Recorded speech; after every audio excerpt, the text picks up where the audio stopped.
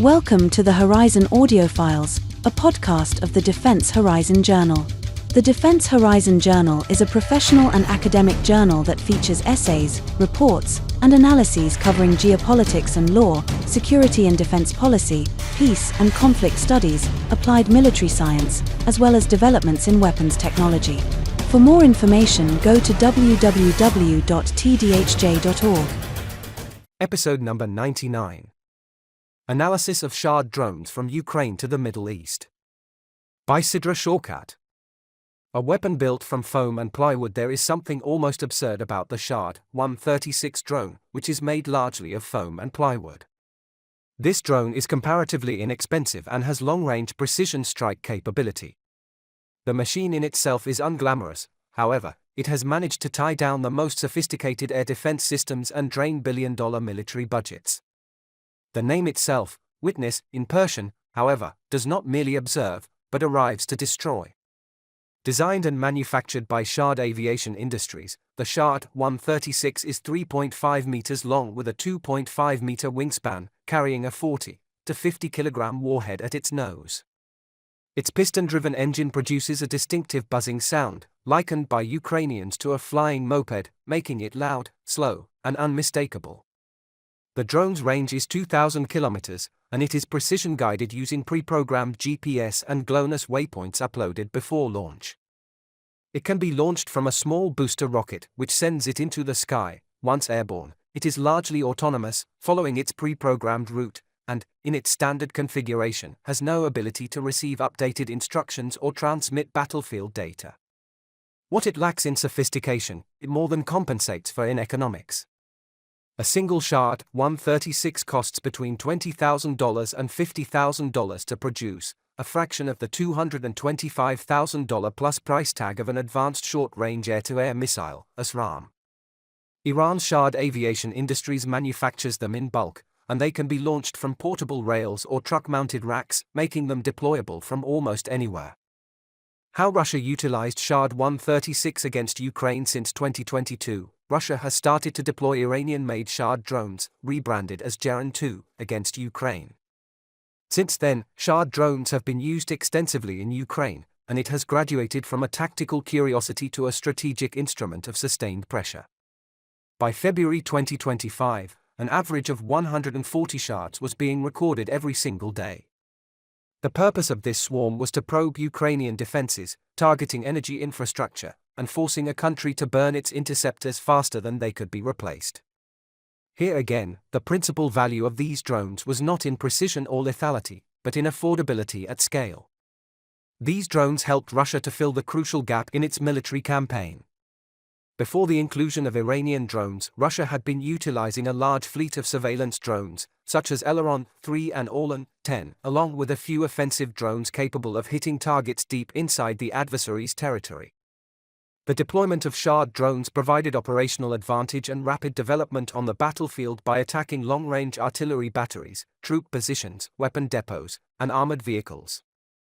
These drones were also used to target high-value infrastructure such as electrical power stations, transmission lines, and water works. This shows that Russia used the Iranian Shahed drone from both a tactical and strategic standpoint.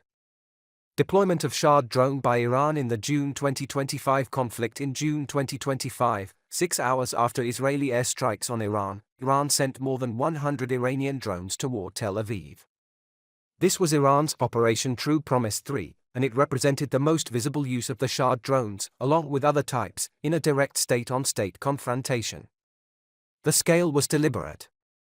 Iran did not launch one or two drones. It launched a large wave of 100 drones simply to exhaust defense systems and interceptors with the sheer volume, which is precisely the tactical logic of a drone swarm. The Center for Strategic and International Studies described such salvos as tools designed as much to saturate air defenses as to destroy targets, cluttering radar screens and forcing command centers to spend their more capable surface-to-air missiles on relatively cheap threats. Through striking at the physical infrastructure of Israeli territory with the help of drones, Iran tried to demonstrate that it could sustain persistent, large-scale attacks with manageable cost. However, effectiveness, in the traditional sense, was limited amid Israel's defenses. Israel employed all of its multi-tiered air defense architecture against all of the Iranian drone and missile attacks. However, for drones specifically, Israel employed Iron Dome, David Sling, and the newly operational naval Barak Magan system, supplemented by electronic warfare units and manned interceptor aircraft. Shahed 136 vs Lucas in 2026 U.S. Iran conflict. The use of drones in February 2026 illustrated not just a single dramatic strike but rather a doctrine of exhaustion. First, in February 2026, during Operation Epic Fury, when the coordinated U.S.-Israeli campaign targeting Iranian Revolutionary Guard Corps, IRGC, command nodes, air defense infrastructure, and missile launch sites across Iran, the Pentagon quietly debuted Lucas, the low-cost unmanned combat attack system, an improved reverse-engineered derivative of Iran's own Shahed 136. In the aftermath of US and Israeli strikes on Iran, the Persian Gulf has become the Shahed 136's newest theater, after Iran unleashed a retaliatory drone and missile campaign targeting US assets and allied infrastructure across the region. The scale of the attack was substantial. The UAE alone detected 941 Iranian drones, of which 65 breached its defenses and struck ports, airports, hotels, and data centers, a pattern of targeting both military and economic assets. US-provided Patriot missile batteries and allied air defense networks intercepted the vast majority of incoming drones. However, the fact that dozens still hit their targets shows that, for now, even a capable defense system cannot maintain a perfect record against a weapon designed to be launched in numbers. The purpose of these drones was not to alter the military balance but to put sustained pressure on the adversary, and for that, Shahed attacks were effective. These attacks disrupted supply chains, military bases, and economic hubs crucial for the U.S. and its allies in the Middle East and forced them to drain their stockpiles by using costly interceptors on cheap drones. From a tactical standpoint, cost asymmetry, interceptor exhaustion, scale, saturation, and autonomous operation are advantages for Shahed drones. From a strategic standpoint, Shahed drones provided a cheap horizontal escalation by disrupting infrastructure, and mass production provided attrition of drone attacks, which can change battlefield tactics and procurement priorities. For the Gulf states, using expensive interceptors against mass-produced drones creates unfavorable cost dynamics, and they are now actively searching for low-cost drone interceptors. Drones and the new face of warfare. Drone warfare at this scale is not really about hitting a target once, but rather it is about ensuring that by the following day, the defender has fewer missiles and a civilian population living in a state of permanent anxiety.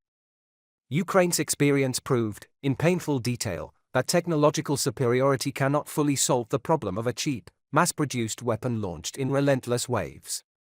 Even countermeasures like vampire systems, which fire $27,500 APKWS-2 missiles, represent a better ratio, but they do not eliminate the core asymmetry.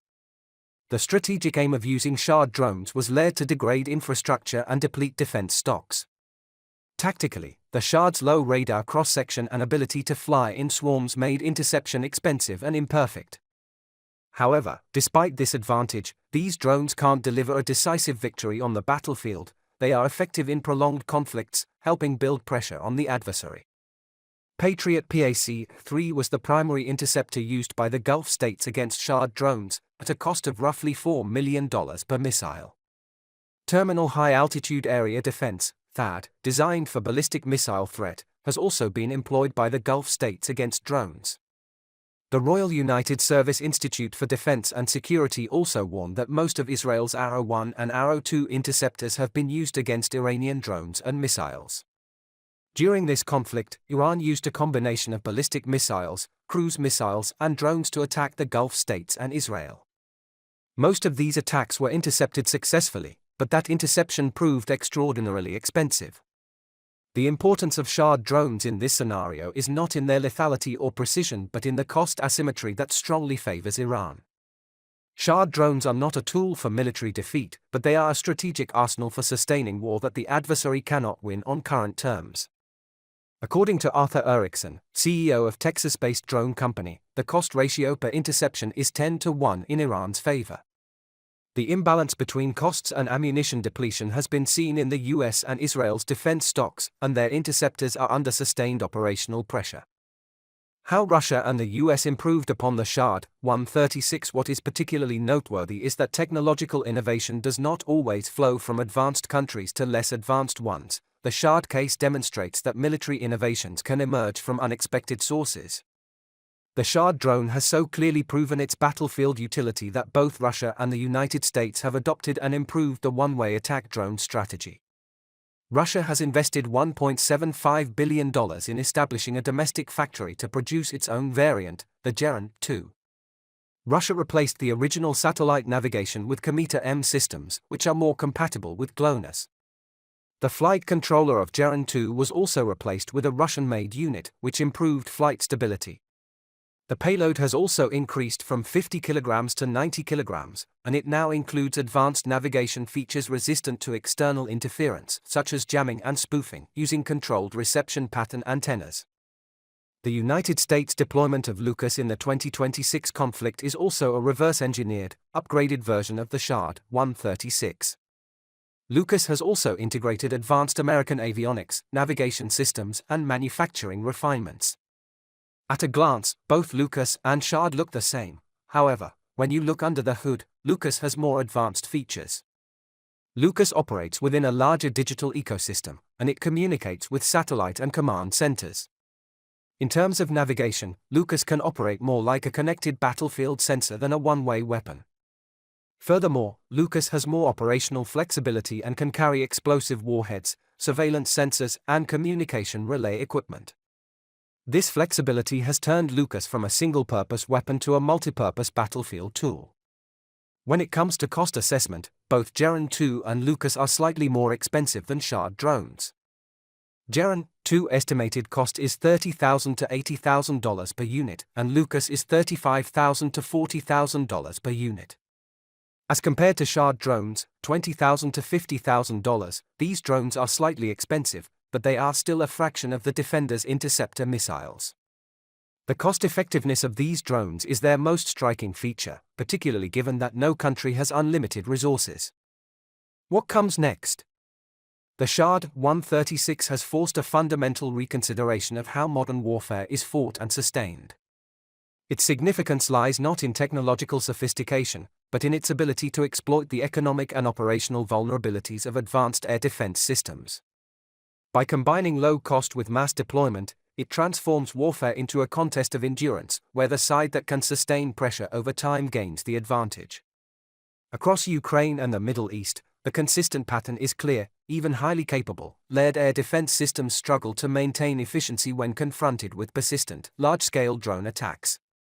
Interception remains possible, but increasingly comes at a disproportionate financial and logistical cost. This dynamic does not necessarily produce immediate battlefield breakthroughs, but it steadily degrades defensive capacity, strains resources, and imposes long-term strategic pressure.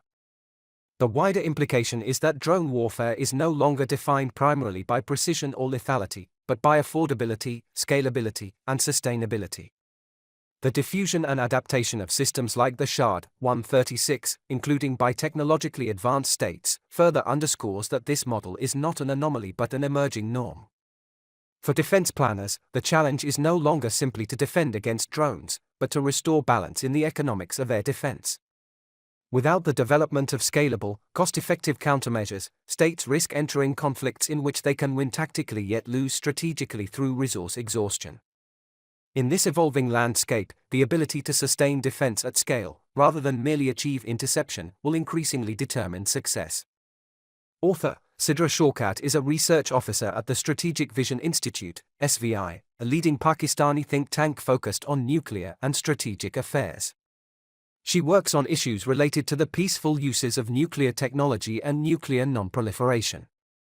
Her research and commentary have addressed the peaceful uses of nuclear technologies and broader geostrategic developments in South Asia, the Asia-Pacific, and the Middle East across various platforms. A full list of her publications is available on SVI's website. The views contained in this article are the author's alone and do not represent the views of the Strategic Vision Institute. This was the Horizon Audiofiles, a podcast of the Defense Horizon Journal. For more information, go to www.tdhj.org. Thank you for listening.